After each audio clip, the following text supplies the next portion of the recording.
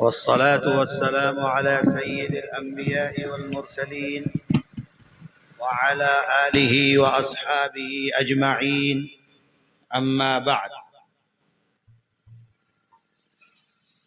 عن عبد الله بن عمر رضي الله تعالى عنه قال قال رسول الله صلى الله عليه وسلم: أربع إذا كن فيك فلا عليك ما فاتك من الدنيا: حفظ أمانة، وصدق حديث، وحسن خليقة، وعفة في طعمة، أو كما قال عليه الصلاة والسلام.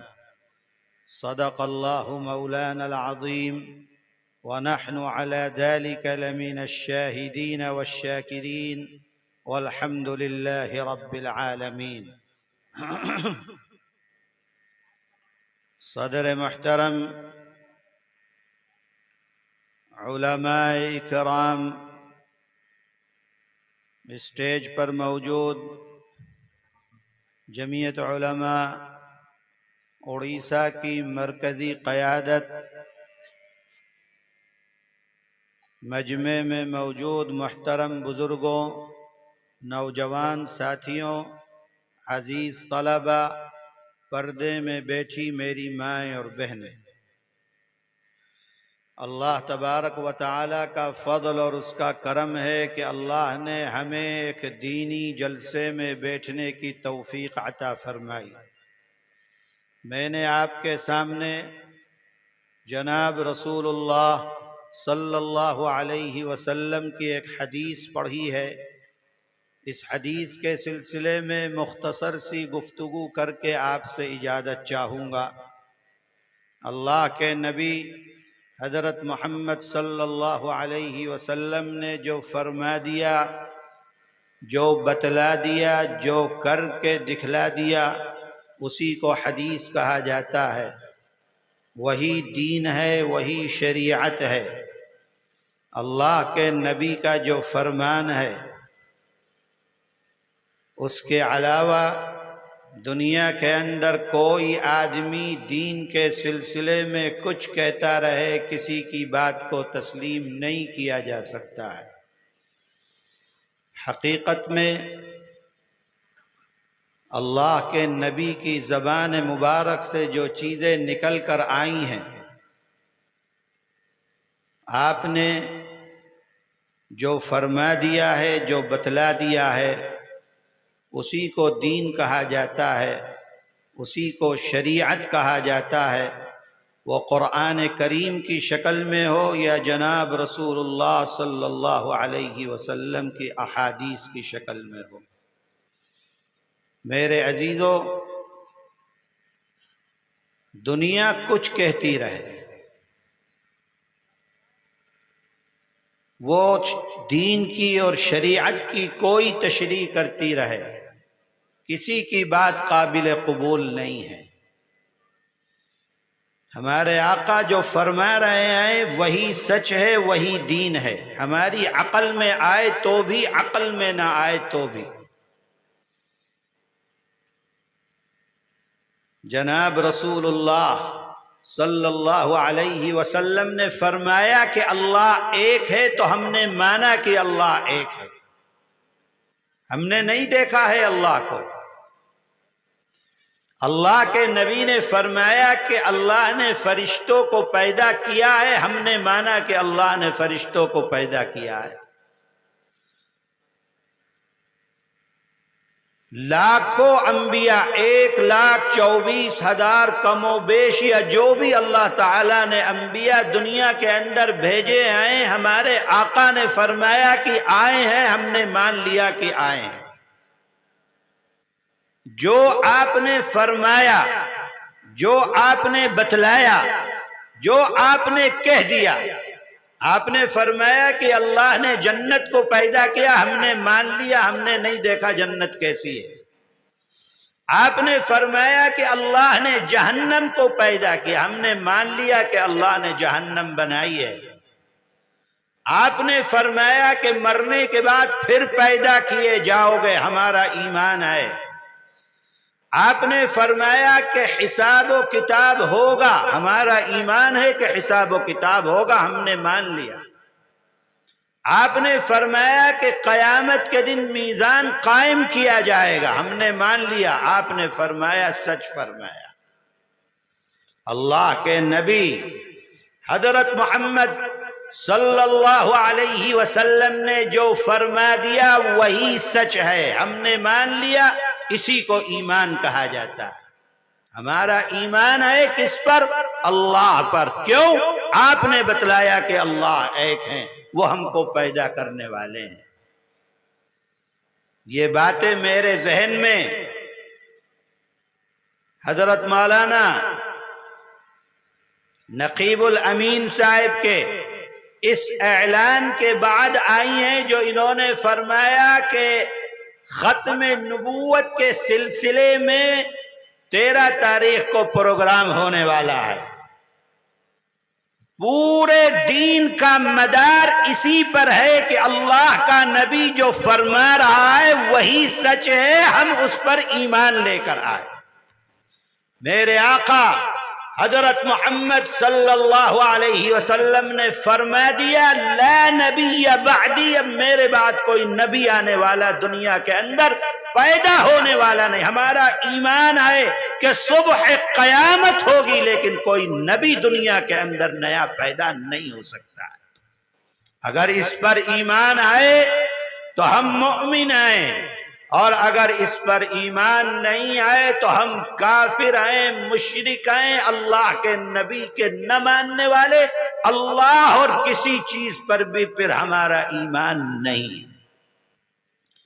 اے میرے بھائیوں، میرا موضوع وہ نہیں ہے اس وقت، لیکن ختم نبوت کے سلسلے میں کھڑے ہونا، پہرے دار بننا، اپنا وقت لگانا، یہ ہر مسلمان پر فرض عین ہے، فرض ہے ہر مسلمان پر۔ یاد رکھیے، اگر ہماری زندگی ختم نبوت کے سلسلے میں کام نہ آئے تو کتے سے بدتر ہماری زندگی ہے اس دنیا کے اندر۔ اللہ کے نبی کی ختم نبوت پر ڈاکہ ڈالا جاتا رہے، لوگ اس پر ڈاکہ ڈالتے رہے اور مسلمان خاموش بیٹھا رہے، اس سے زیادہ بے غیرتی کوئی دوسری چیز نہیں ہو سکتی۔ اس لیے ہر مسلمان اپنی آخرت سمجھ کر، اللہ کے نبی کل منہ دکھانا آئے، حوض کوثر پر ملاقات کرنی ہے، اگر پوچھ لیا کہ ختم نبوت کے سلسلے میں برابر میں پروگرام ہو رہا تھا، تم کیوں نہیں گئے؟ کیا جواب دو گے؟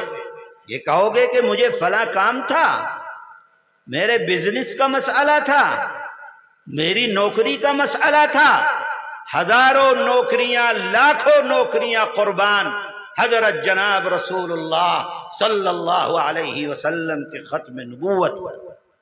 اور یاد رکھو، اگر ختم نبوت کا تحفظ اور دفاع نہ کر سکے تو اپنے ایمان اور اسلام کا دفاع نہیں کر سکتے ہو، اپنے قرآن کا دفاع نہیں کر سکتے ہو، اللہ کے نبی کی احادیث کا دفاع نہیں کر سکتے ہو۔ ختم نبوت کا دفاع ہوگا تو اس دین کا دفاع کر سکتے ہو، نہیں تو دین کے اندر غلط ملت کرنے والے آج سے نہیں، نبی کریم علیہ السلام کے زمانے سے، آپ کے موجودگی میں بھی لوگوں نے نبوت کا دعویٰ کیا، مسیلمہ کذاب نے بھی کیا، دوسرا ایک تھا اس نے بھی نبوت کا دعویٰ کیا۔ صحابہ اکرام رضوان اللہ علیہم اجمعین، اللہ کے نبی کے زمانے میں ایک کو قتل کر دیا گیا، ابو بکر صدیق رضی اللہ تعالی عنہ کے زمانے میں دوسرے کو قتل کر، کیوں؟ اس لیے کہ نبی فرما کر گئے ہیں، لا نبی بعدی، میرے بعد کوئی نبی آنے والا نہیں۔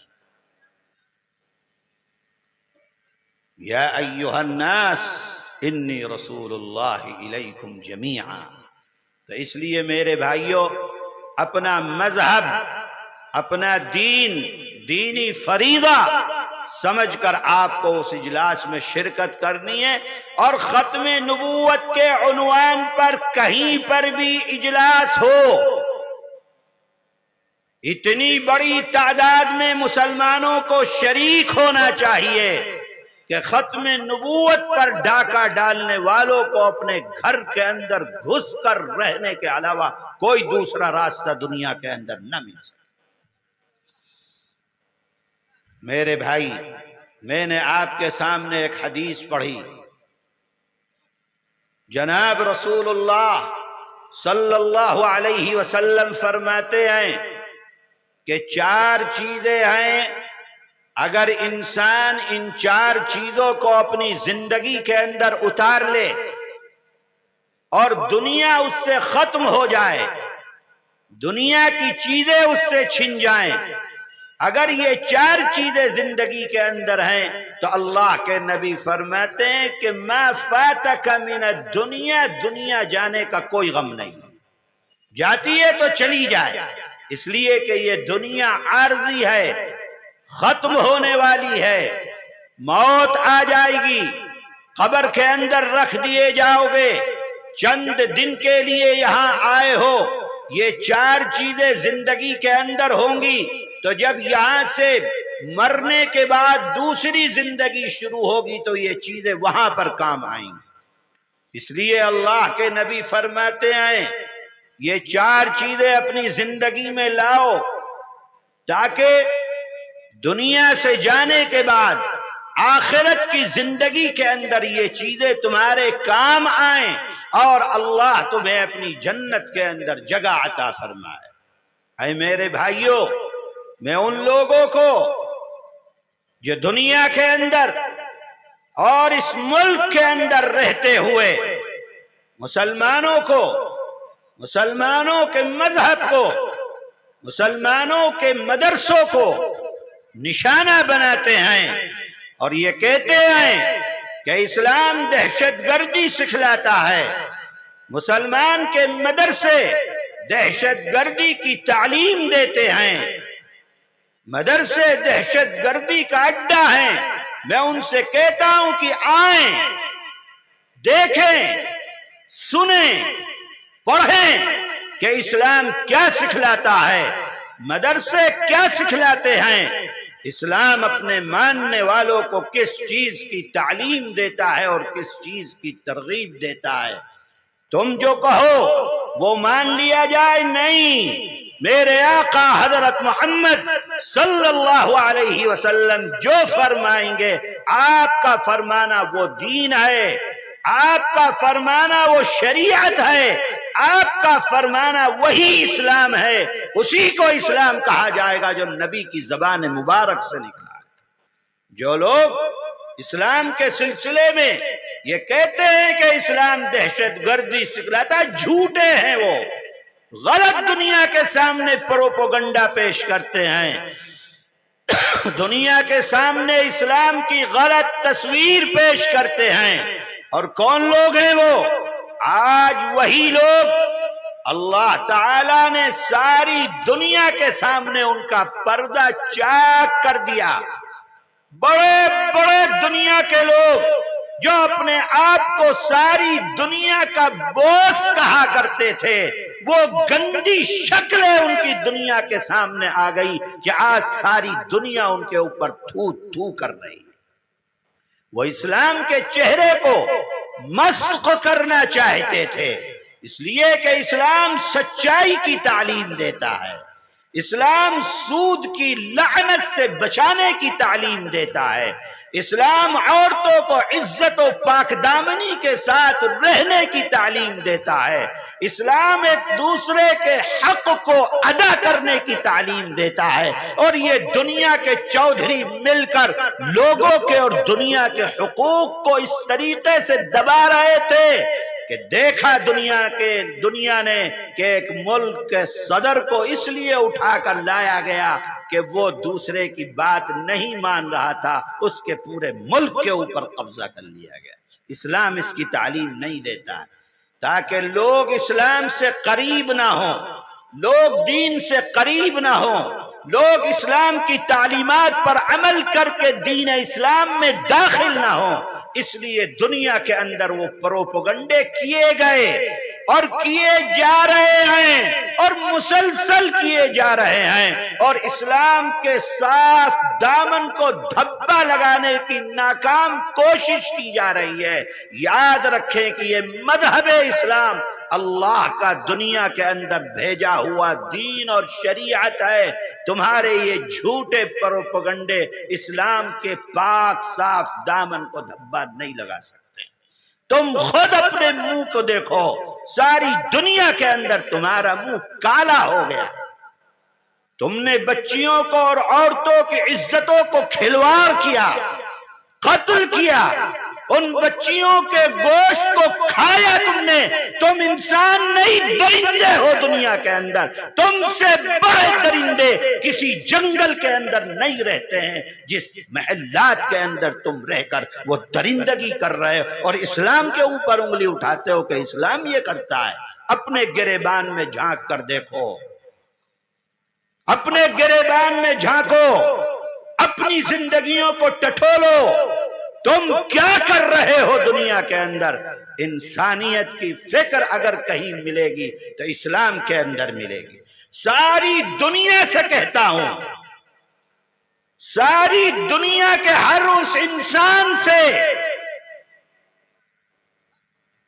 جو دنیا کے اس دلدل سے نکل کر باہر آنا چاہتا ہے، جو اپنے من کی شانتی چاہتا ہے، جو امن کا پیغمبر ہے دنیا کے اندر، وہ آئے اور اسلام کے دامن کے اندر پناہ لے۔ تمہارے دل کو بھی شانتی ملے گی، تمہاری دنیا کے اندر جیون جو گزار رہے ہو اس کو بھی شانتی ملے گی۔ کسی دوسری جگہ شانتی نہیں ہے۔ میرے بھائی، میرے آقا حضرت محمد صلی اللہ علیہ وسلم جو تعلیم دے رہے ہیں، یہی تعلیم مدرسوں کے اندر سکھلائی جاتی ہے، یہی چیز پڑھائی جاتی ہے، یہی بتلایا جاتا ہے۔ آپ نے فرمایا اربع اذا کن فیک فلا علیک ما فاتک من الدنیا۔ چار چیزیں ہیں اگر انسان اپنی زندگی میں لے لے، دنیا چلی جائے کوئی غم نہیں ہے دنیا کے جانے کا۔ کیا ہیں وہ چار چیزیں؟ آپ نے فرمایا حفظ امانہ، پہلی چیز امانت کی حفاظت کرو۔ امانت کا مطلب ہر انسان کے حقوق کی حفاظت کرو۔ ہر انسان کا جو حق ہے وہ حق اس کو دو۔ اگر حق دینے والے ہو تو امانت کی حفاظت کرنے والے ہو، اور حق اگر نہیں دیتے ہو تو امانت کی حفاظت کرنے والے نہیں ہو۔ دنیا کی طاقتیں بتائیں آج، یہ اسلام کو دہشت گرد کہتے ہیں، ساری دنیا کے اندر انہوں نے دہشت گردی کر رکھی ہے، اور دہشت گردی اس طریقے پر کہ ملک کے ملک تباہ کر دیے گئے۔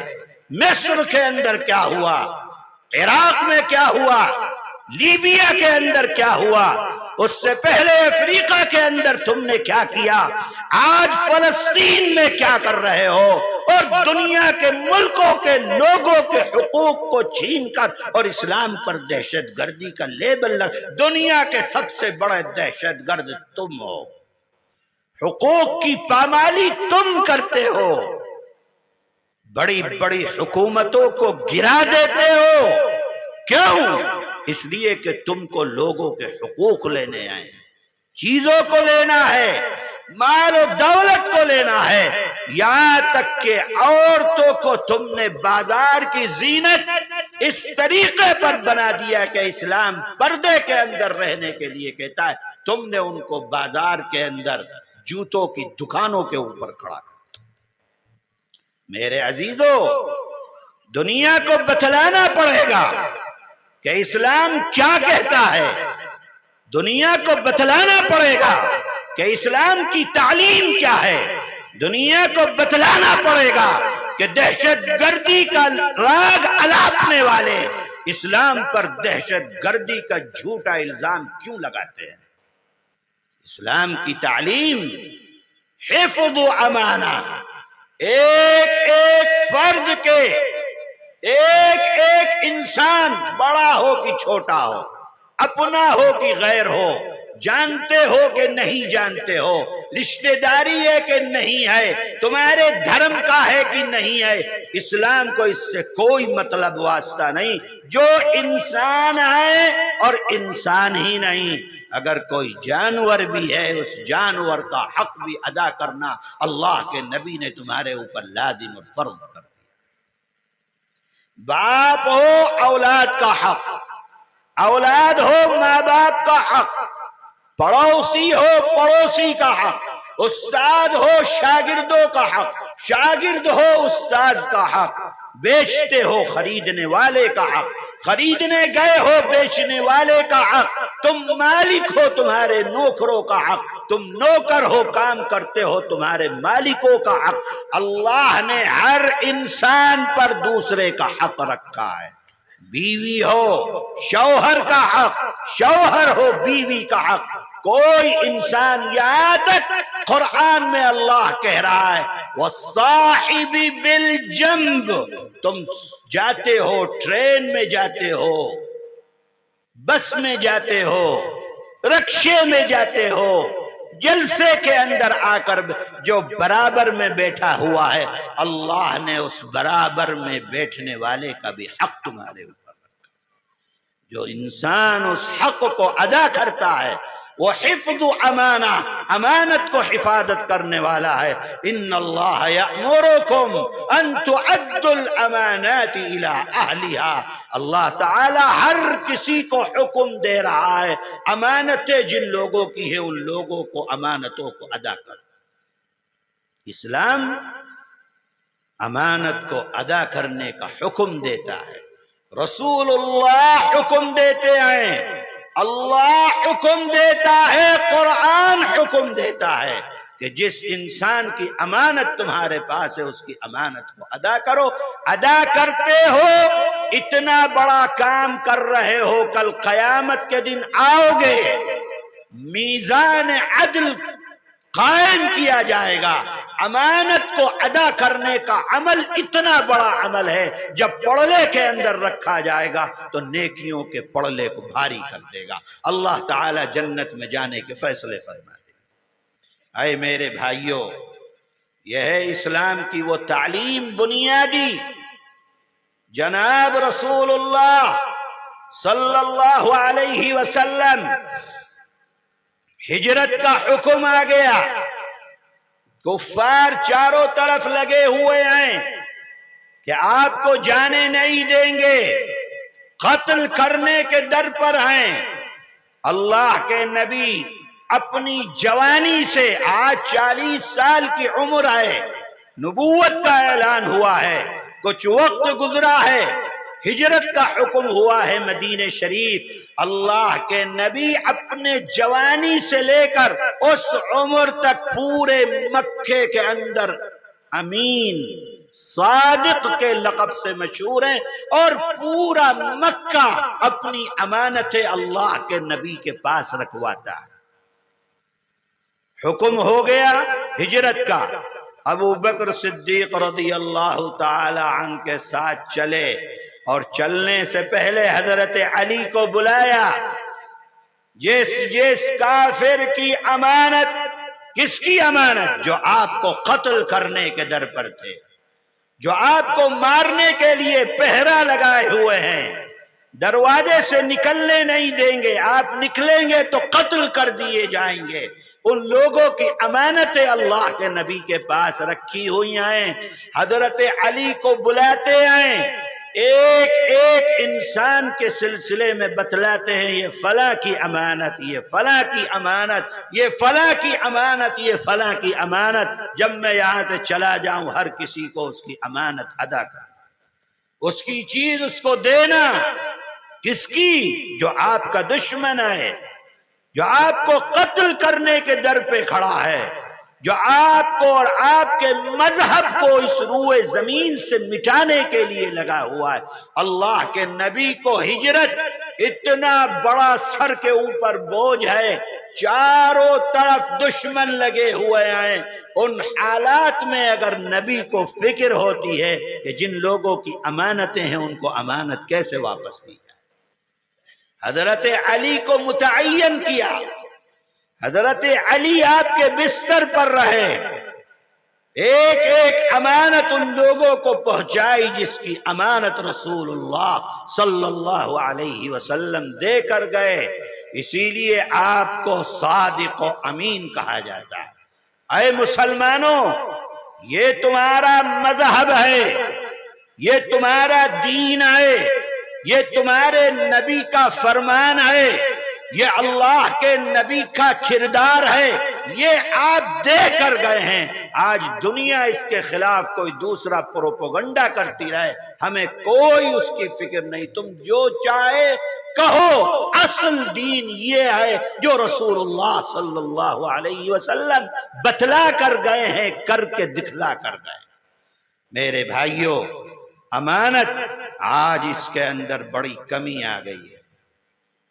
مسلمان امانت کو ادا کرنے والا آج نہیں رہ گیا، امانت کے اندر کوتاہی، بھائی بھائی کا حق نہیں دیتا، بھائی بہن کا حق نہیں دیتا، پڑوسی پڑوسی میں لڑائی، رشتہ دار کے اندر لڑائی، حق ادا نہیں کیا جا رہا ہے۔ فرماتے ہیں حق ادا نہیں کرو گے قیامت کے دن آؤ گے، اللہ کے پاس ایک ایک چیز کو ادا کرنا۔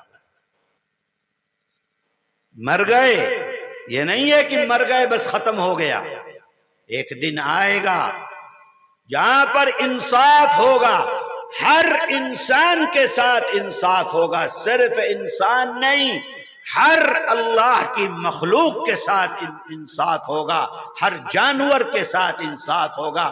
یہاں تک فرمایا گیا کہ بکری اگر سینگ والی ظلمن کسی بے سینگ کی بکری کو دنیا کے اندر مارتی ہے، اللہ کے دربار میں اس کا بھی انصاف کیا جائے گا۔ اے لوگو، یہ مت سمجھنا کہ دنیا میں حقوق کی کوتاہی کرو، امانت میں خیانت کرو، ہو سکتا ہے دنیا کے اندر بچ جاؤ لیکن آخرت میں نہیں بچ سکتے ہو۔ اللہ کے سامنے کھڑا ہونا ہے، حساب و کتاب پیش کیا جائے گا۔ ہر وقت اس بات کو مستحضر رکھو، ہر قدم، ہر سانس، ہر کام کے کرتے ہوئے کرامن کاتبین، ایک ادھر بیٹھا ہوا لکھ رہا ہے، ایک ادھر بیٹھا، ہر وقت تمہارے ساتھ ہیں، لوگوں کے بیچ میں ہو تو بھی، تنہائی میں ہو تو بھی، بند کمرے میں ہو تو بھی، اندھیرے کے اندر ہو تو بھی۔ جو نوجوان رات کے اندھیروں میں موبائلوں کے اوپر گناہ کرتے ہیں وہ بھی ذہن میں رکھیں، تنہا نہیں ہو، اللہ کے یہ دو فرشتے ہر وقت تمہارے ساتھ، نہیں بچ سکتے ہو۔ ہر چیز کو پیش کیا جائے گا، کل قیامت کے دن اللہ غصے میں ہوں گے، فرمائیں گے عدل امانہ، امانت ادا کر، اس کی دنیا کے اندر جو لی تھی، تم نے کسی کو گالی دی، مارا کسی کو، بے عزت کیا کسی کو، روپیہ اور پیسہ لیا کسی کا، ناحق ستایا کسی کو دنیا کے اندر، زمین و جائیداد تم نے کسی کی لے لی، ہر چیز کا حساب اللہ کے ہاں ہونے والا، کوئی چیز باقی نہیں ہے۔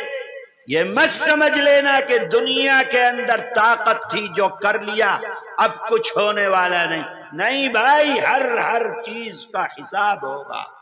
کہاں سے دو گے، کیا کرو گے قیامت کے دن؟